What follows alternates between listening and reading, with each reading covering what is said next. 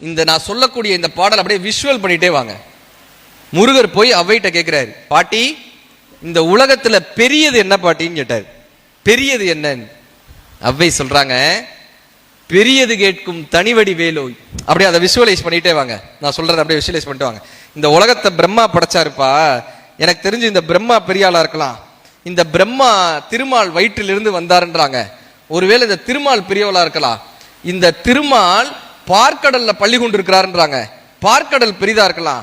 இந்த பார்க்கடலையே அகத்தியர்ன்ற முனிவர் கமண்டலத்தில் அடைச்சிட்டாராம். ஒருவேளை இந்த கமண்டலம் பெருசா இருக்கலாம்.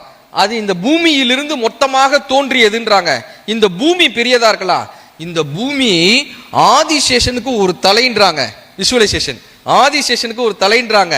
அப்ப ஆதிசேஷன் பெரியவரா இருக்கலாம். இந்த ஆதிசேஷனை உமையால் சுருட்டி மோதிரமா மாட்டிக்கிட்டாங்கப்பா. உமையால் பெரியவளா இருக்கலாம்.